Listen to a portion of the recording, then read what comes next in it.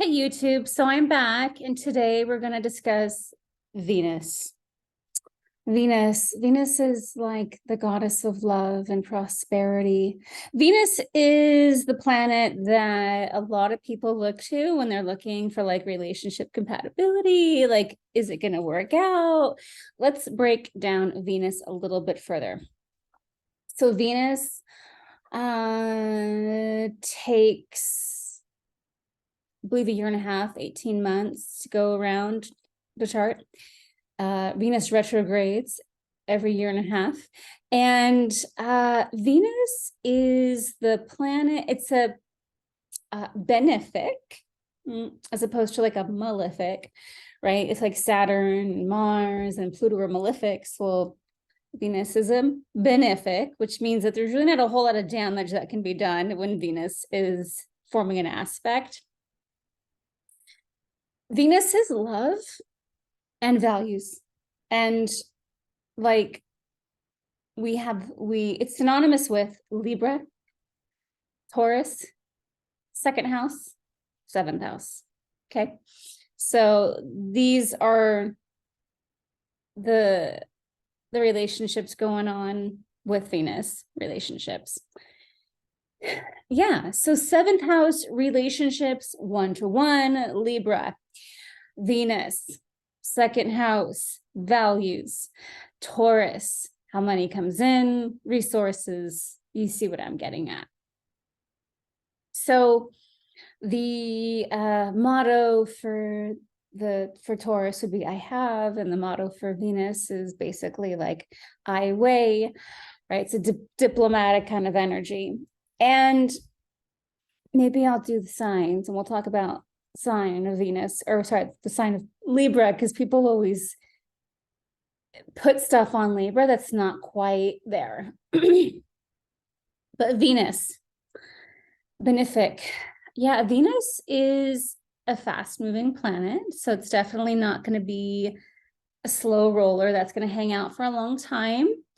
And so again, when we're talking about Venus, we're usually going to be talking about it as an outer planet relates to Venus as opposed to Venus relating outward, because it moves too quickly, right? Like, so you have a good week when Venus is trining something, right? Or transiting something. It's not like this ongoing cycle in our life that lasts a while. But Venus really is where we find our value system. So a lot of times we look to Venus, again, like I said, to point out like what you like in love. And yeah, I guess, but really Venus is what you value. So Venus is the planet that in your mind, like if Venus is in Aquarius or in Capricorn or in, Virgo, Venus defines what you want, what you value. So if you have a Venus in Capricorn, you value hard work, you value structure, you value hierarchy, you value history, like family lineage, authority. If Venus is in Aquarius, like mine, you value freedom and space, right? You kind of value the eccentric and the out of the ordinary and the eclectic. If Venus is in Libra, you're going to value all things refined, beautiful, right? So our Venus tells us what we want. It's the thing that gets our attention. That's Venus. Whatever gets your attention, you're like, yep, that's my Venus talking. And people make the mistake of looking at someone's Venus. Like if you like someone and you look at their chart, you're like comparing Venuses.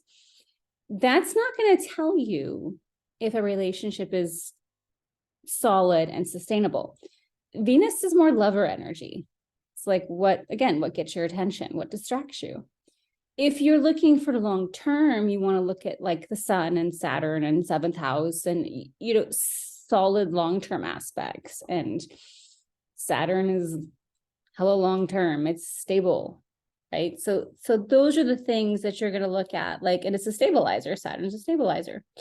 So you really want to look at that if you're looking at like a long-term relationship, my hair, you're not going to be looking at Venus for that. Because Venus doesn't just speak to love. Venus really does speak to your value system and how money comes in. Your Venus really defines kind of like how you're willing to allow money into your life or how you tend to manifest it. And so if it's in Virgo, it's pretty meticulous. It's a very neat, clean, and organized way. You really prefer your money to be in its own like compartmental boxes. I go to work, I show up, I do a specific job, I get paid. It's very clear, right? If it's in Pisces, it's pretty abstract, right? It might just like come in from out of nowhere. It's not really defined, and that you're okay with that. Or same time, you could make money through art. So Venus defines our love, our value system, how we prosper, what we value, all those things.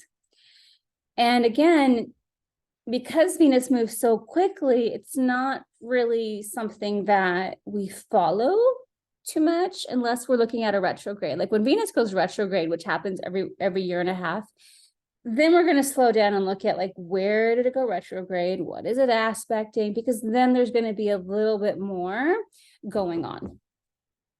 Venus retrogrades are not a good time to, ironically, like it's not a good time to meet someone new. Like you meet someone under a Venus retrograde, it's probably not going to last. It's also not a good time to focus on beautifying things unless it's an old project that you never got around to finishing.